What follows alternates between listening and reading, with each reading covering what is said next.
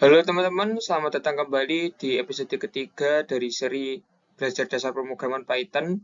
Pada episode kali ini kita akan belajar mengenai variabel dan juga tipe data. Baik teman-teman, sebelum memulai pembelajaran, ada alat-alat atau tools-tools tempur yang bakal kita gunakan di episode ketiga ini. Jadi, mohon dipersiapkan agar dapat mengikuti aktivitas belajar pada episode ketiga dengan baik dan lancar. Oke, jadi persiapan yang pertama yaitu teman-teman harus terhubung dengan koneksi internet yang lancar dan stabil. Karena nanti koneksi internet akan kita gunakan untuk mengakses akun Google, terutama untuk penggunaan Google Drive dan juga Google Colab. Itu memerlukan koneksi internet. Dan yang kedua, kita perlu akun Google karena akan digunakan untuk Google Colab dan juga Google Drive-nya juga. Dan yang ketiga, kita akan menggunakan Google Colab-nya itu sendiri. Jadi, teman-teman untuk mengakses Google Colab bisa langsung diakses melalui browser di link ini. Nanti linknya akan gue taruh di deskripsi. Baik, teman-teman. Jadi di sini aku udah masuk ke situs atau website Google Colab-nya. Seperti biasa, untuk memulai pembelajaran baru, kita akan coba membuat file baru. Nah, di sini seperti biasa kita klik file, lalu pilih notebook baru di drive. Tunggu sampai prosesnya selesai buat file di drive-nya. Ini langsung nyimpen ke Google Drive teman-teman ya. Jadi aku lupa sih, nanti di Google Colab ini nggak tahu ya, dia nanti udah otomatis jadi satu atau membuat folder baru Google Colab atau gimana, kurang tahu. Nanti coba teman-teman cek sendiri gitu di Google Drive-nya, apakah Google Colab-nya foldernya udah ada atau masih mencar-mencar gitu. Coba dicek nanti dan ditata. Oke, jadi seperti biasa sebelum mulai, aku mau kasih ganti nama dulu. Aku kasih nama aja variabel dan tipe data. Oh, gini aja.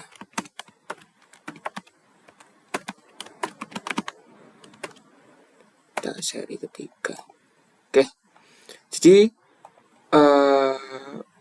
perlu diketahui dulu teman-teman. Jadi variabel dan juga tipe data itu adalah salah satu basic atau dasar dari pemrograman yang perlu banget dipahami dan dikuasai, atau kita tahu konsepnya juga sampai ke penggunaannya sebelum kita lanjut ke dalam pemrograman tingkat lanjut. Karena nanti walaupun kita masuk ke pemrograman tingkat lanjut, itu kita juga bakal bertemu dengan yang namanya variabel dan juga tipe data, dan sifatnya juga bisa lebih kompleks. Maka dari itu dasar-dasar gitu itu perlu dikuatkan sebelum masuk ke dalam tingkat yang lebih lanjut gitu. Oke, jadi gue mau bahas sebenarnya variabel itu apa sih? Jadi variabel itu simpelnya adalah tempat yang digunakan untuk menyimpan nilai dari data di sebuah program ketika dijalankan.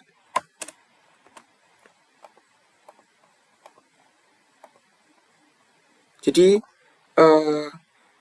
variabel itu dia fungsinya adalah untuk menyimpan nilai dari data dari sebuah program ketika dijalankan. Jadi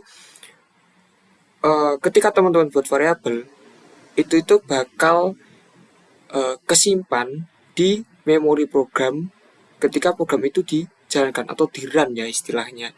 Dan kenapa di episode ketiga ini aku menggabungkan kedua topik dari variabel dan juga tipe data, karena variabel itu identik juga dengan tipe data. Karena variabel seperti pada pengertiannya, itu digunakan untuk menyimpan nilai. Nah, nilai dari data. Nah, nilai dari data ini pasti punya tipe data.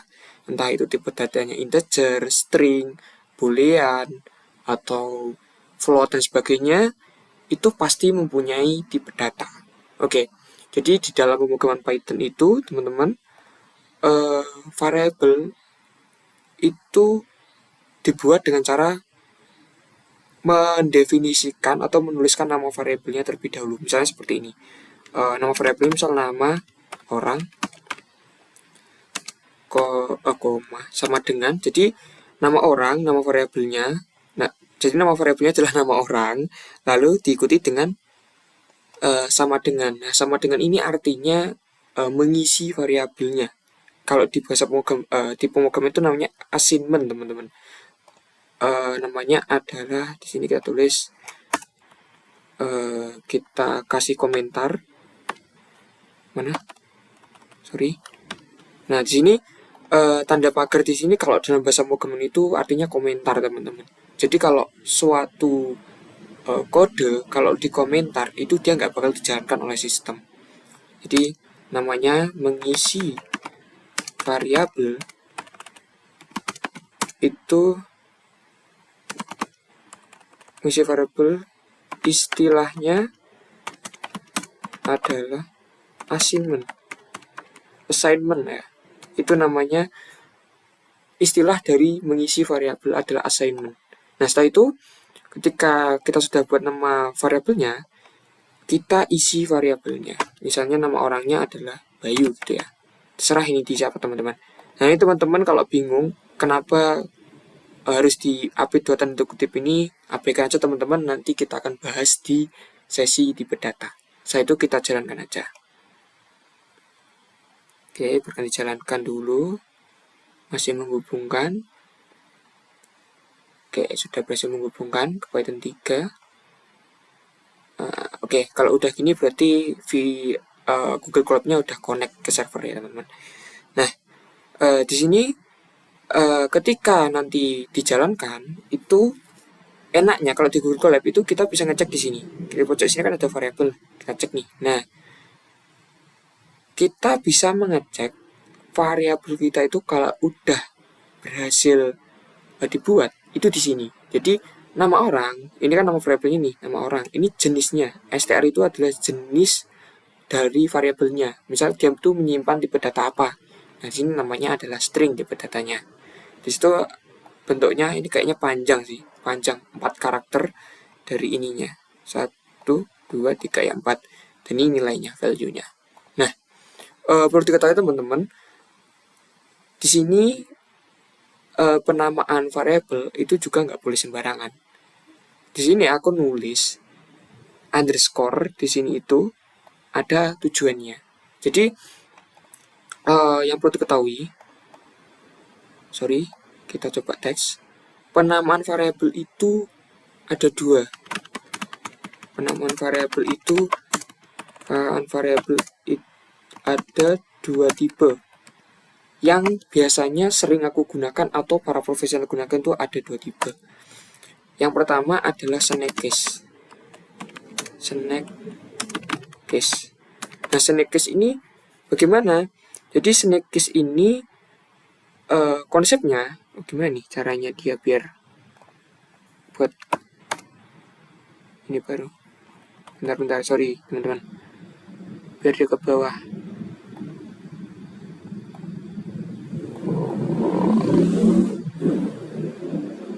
Oke, nanti kita coba cari aja dulu ya di dokumentasi. Jadi snack case itu penamaan variabel yang dimana setiap pergantian kalimat itu dikasih jarak menggunakan underscore. Itu namanya snack case. Kayak ibaratnya ular gitu ya. Jadi ada panjang, nah itu ada underscore-nya seperti itu. Jadi misalnya seperti ini kan nama orang ya. Nah, ini contohnya gini, penamaan variabel yang dipisahkan dengan underscore. Seperti ini. Nah, contohnya ya ini, teman-teman. Contohnya adalah nama orang. Seperti ini. Lalu ini yang pertama, Snake. Yang kedua ini teman-teman. Yang kedua itu adalah kebabcase. Nah, kebabcase ini penamaan variabel yang yang setiap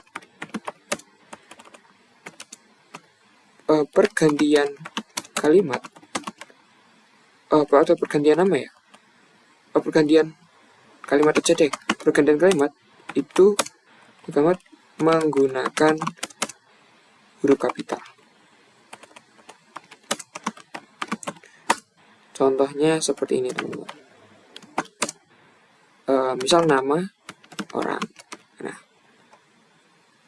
Nah, sini kenapa harus menggunakan aturan seperti ini teman-teman? Jadi di dalam pemrograman itu dia itu menolak banget dengan sesuatu yang dipisahkan dengan spasi. Karena dalam logika pemrograman, sesuatu yang dipisahkan dengan spasi itu artinya udah apa ya? Istilahnya itu udah bukan programnya itu udah selesai gitu loh. Jadi ibaratnya kayak kalau spasi itu artinya adalah program baru. Sama halnya nanti kalau teman-teman misal nyoba bahasa kayak C++ atau bahasa-bahasa lainnya, itu tuh bakal ada titik koma. Jadi titik koma itu tuh sebagai penutup. Artinya ketika nanti suatu baris ya kan, satu baris dalam pemrograman itu udah sudah ditutup dengan titik koma, itu artinya dia tuh programnya udah selesai. Programnya seperti itu udah selesai.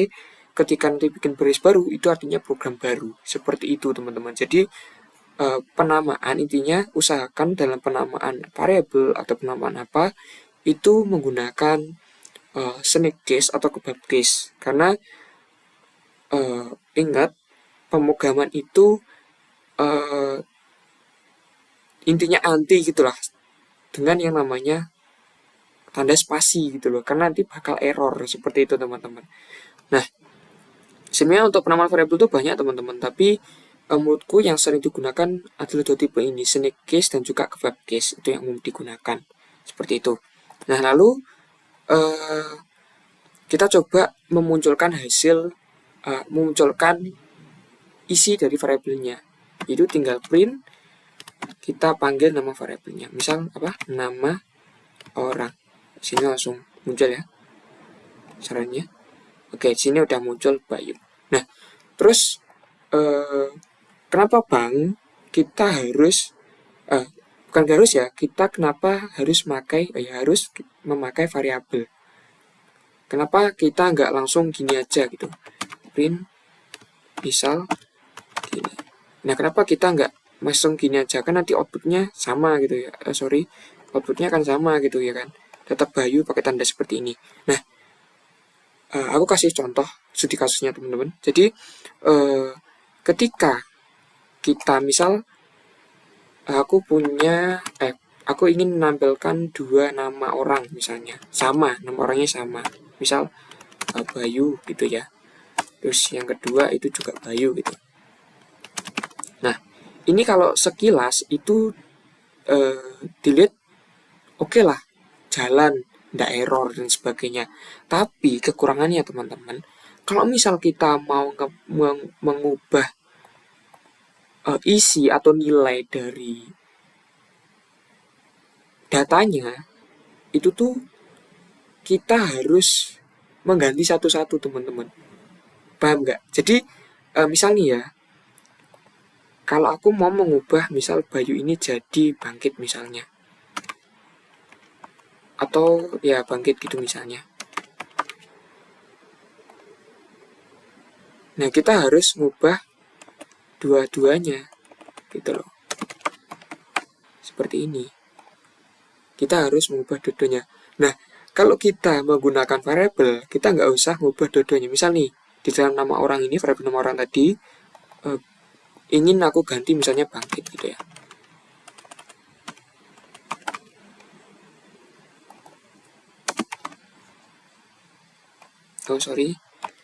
aku panggil nama variabelnya nama orang, sini juga nama orang.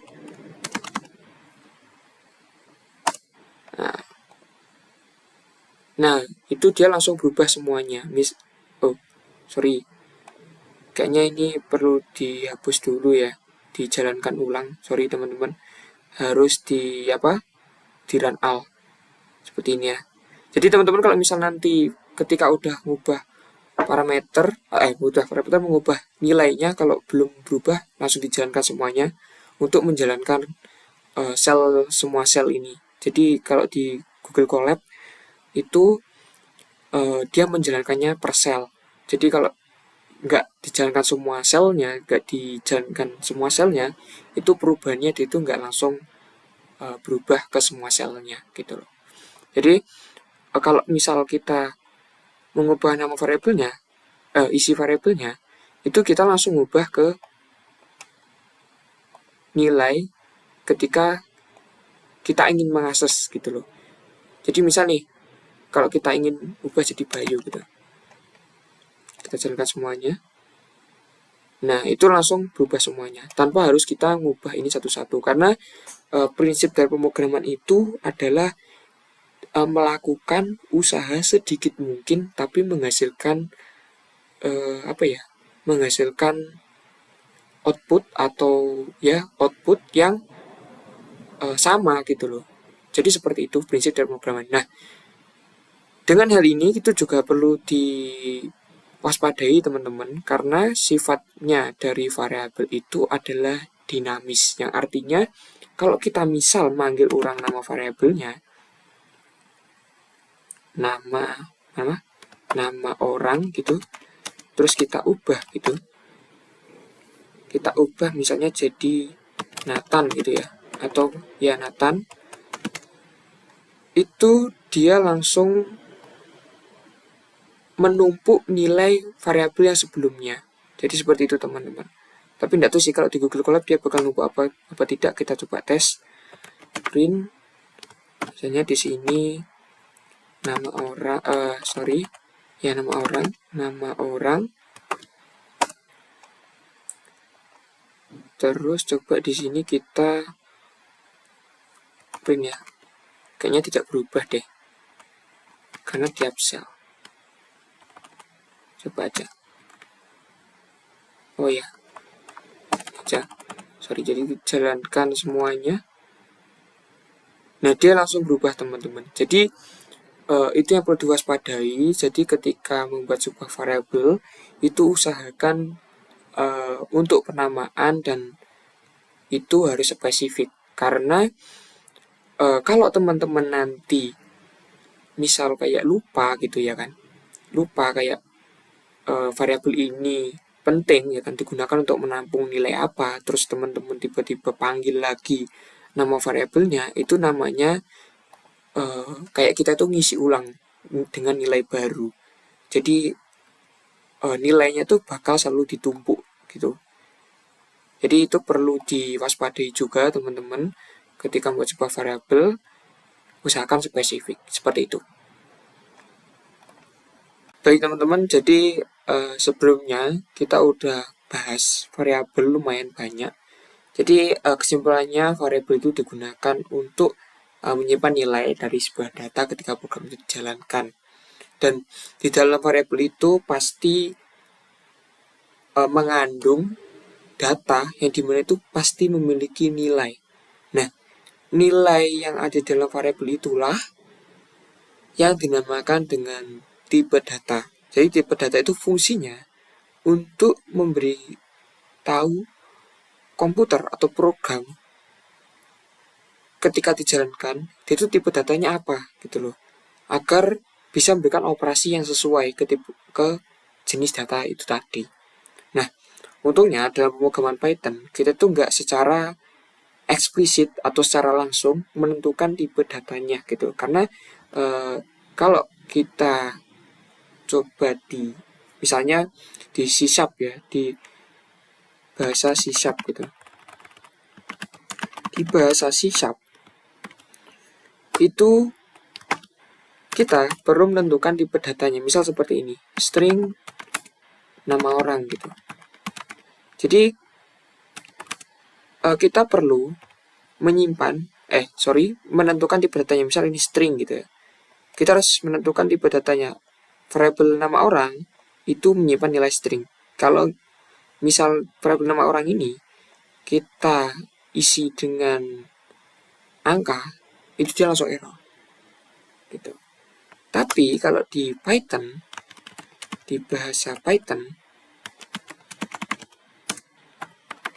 itu kita langsung aja menentukan nama variabelnya tanpa perlu kita menuliskan tipe data dari variabel tersebut gitu. Jadi seperti itu teman-teman, perbedaannya Python dan juga beberapa bahasa pemrograman lainnya gitu loh. Itu ada istilahnya juga. Kalau tidak salah itu istilahnya lupa aku teman-teman. Jadi mungkin teman-teman bisa searching nanti, ada 2 tipe jenis pemrograman, yaitu yang dimana di dalam pemrograman itu ada yang aturan penulisannya itu ketat, salah satunya adalah menentukan tipe data seperti ini. Ada juga yang tanpa menentukan tipe data seperti bahasa pemrograman Python, JavaScript, dan lain-lain gitu. Jadi program itu tuh mengenali tipe data itu dari isi dari variabelnya gitu loh. Jadi ketika program dijalankan di runtime-nya seperti itu. Nah, di dalam pemrograman Python, di dalam pemrograman itu sebenarnya ada 2 jenis data berdasarkan dari cara menyimpannya, yaitu misal jenis data berdasarkan cara menyimpannya. Jadi ada 2 teman-teman, yaitu yang pertama ada primitif dan yang kedua ada non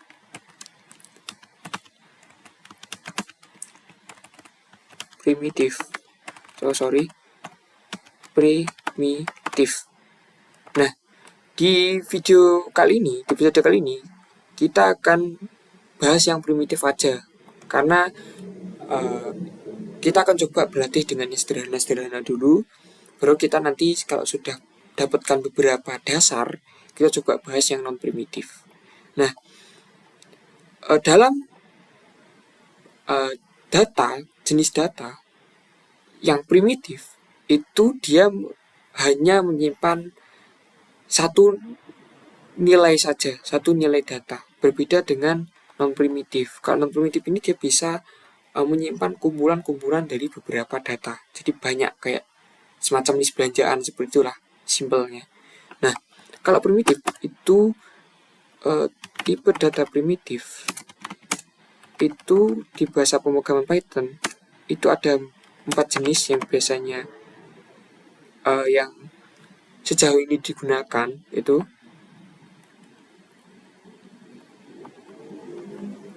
ada 4 jenis. Ada 4 tipe sih. Ada 4 tipe, yaitu yang pertama adalah string atau str atau string ya.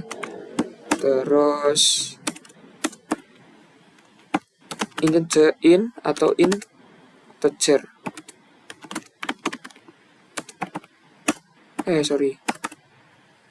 Terus ada lagi float, ya kan? Terus yang terakhir adalah bool atau boolean. Nah, kita coba bahas satu persatu, oke? Jadi kita bikin code baru. Nah, di sini aku mau coba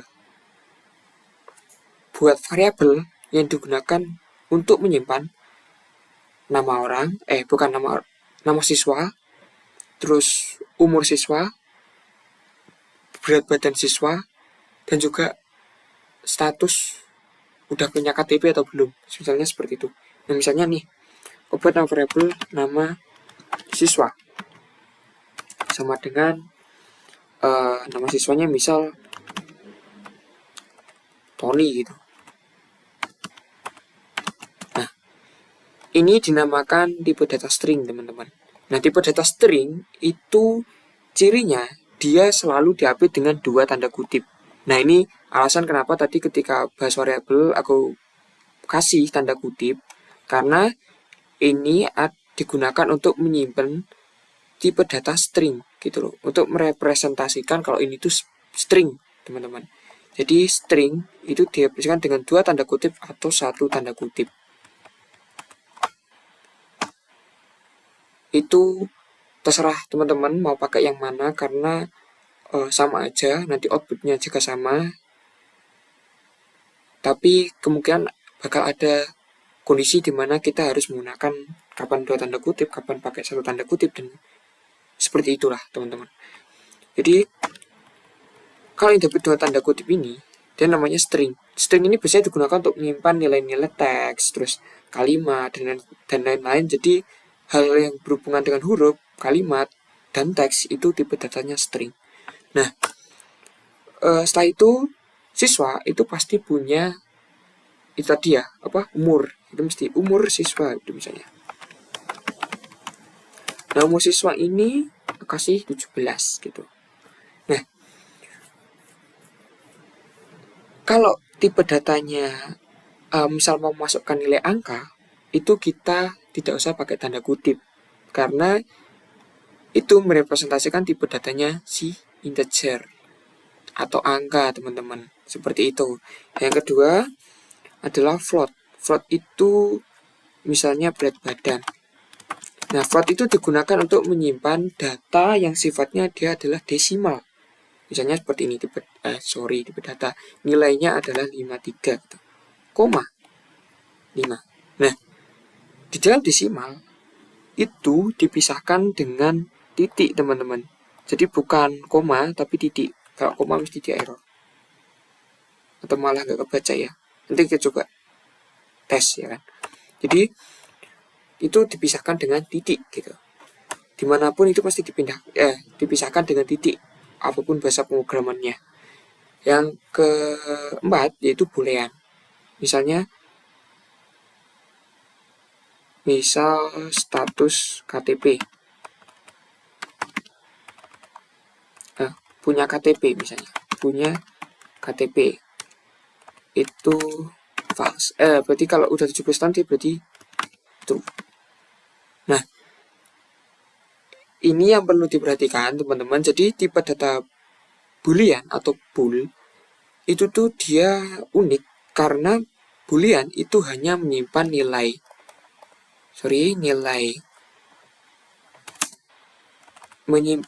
true atau false, benar atau salah, seperti itu teman-teman. Nah, ini adalah keunikan dari boolean. Dia hanya menyimpan 2 nilai, yaitu true atau false, seperti itu. Nah, lalu ketika teman-teman ingin misal nggak tahu gitu ya, teman-teman nggak tahu ini tipe datanya apa, atau mungkin teman-teman ingin ngecek ini tipe datanya apa, itu di bahasa pemrograman Python teman-teman tinggal print aja. Print digunakan untuk menampilkan hasilnya atau menampilkan sebuah output, itu tambah juga dengan type. Di sini misalnya aku coba dengan nama siswa.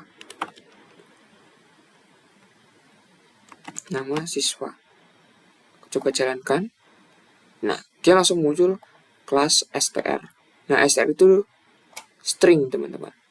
Nah, jadi type ini digunakan untuk memunculkan tipe dari sebuah tipe data atau nilai gitu. Nilai dari sebuah data itu tipenya apa, seperti itu. Atau misal kalau teman-teman nggak nyimpen dalam variabel itu juga bisa, misalnya seperti ini, Tony gitu. Biasanya sama string gitu, tapi cuma teman-teman nyimpannya di dalam sebuah variabel seperti itu. Seperti yang sudah dijelaskan di sesi sebelumnya, kenapa harus pakai variabel dan sebagainya, itu sesuaikan dengan tujuan teman-teman. Nah, jadi seperti itu teman-teman, untuk memunculkan atau mengecek tipe dari sebuah data. Lalu kita coba buat bukan kita coba buat, kita coba gabungkan variabel ini, itu kita coba munculkan aja setiap variabelnya gitu, isi dari variabelnya. Bisa seperti ini, print misalnya nama, kita plus nama siswa atau tambah nama siswa. Nah, ini artinya adalah konkatenasi, teman-teman. Ini namanya adalah konkatenasi atau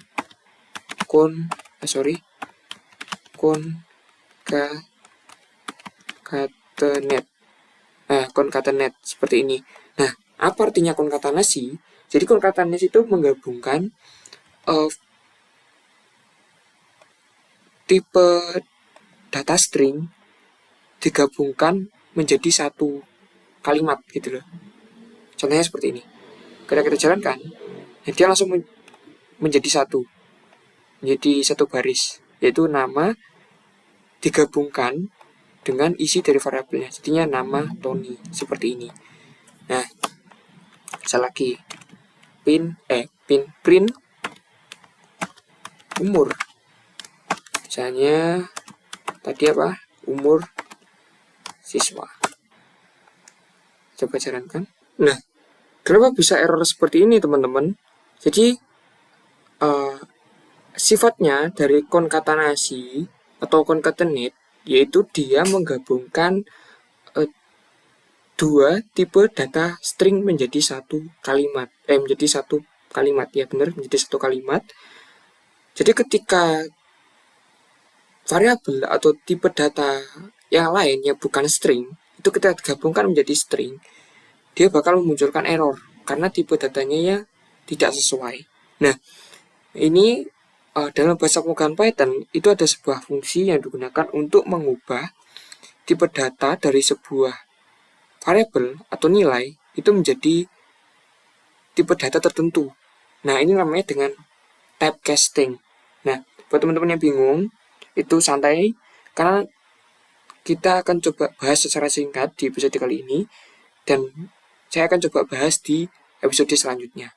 Jadi untuk melakukan typecasting dalam program Python itu sebenarnya cukup simpel, yaitu dengan kita coba menuliskan sintaks dari tipe data yang mau kita ubah bentuknya ke tipe data yang diminta atau tipe data tujuannya gitu loh. Misalnya di sini kita ingin mengubah tipe datanya itu menjadi string gitu ya, atau str. Ya, kita tinggal aja tulis str buka kurung lalu umur siswa. Dia akan otomatis jalan karena umur siswa yang awalnya dia adalah integer, dia diubah ke tipe datanya string gitu. Seperti itu, teman-teman. Lalu berlaku untuk selanjutnya, misalnya umur, terus berat badan.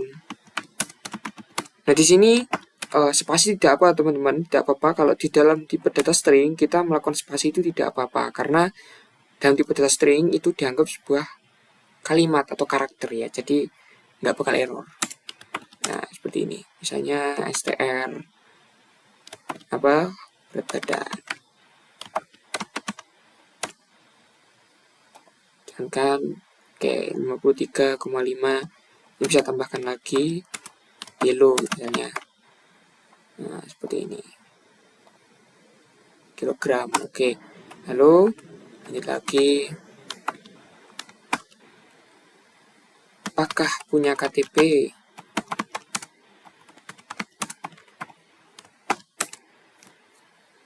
Nah, gabungkan lagi str,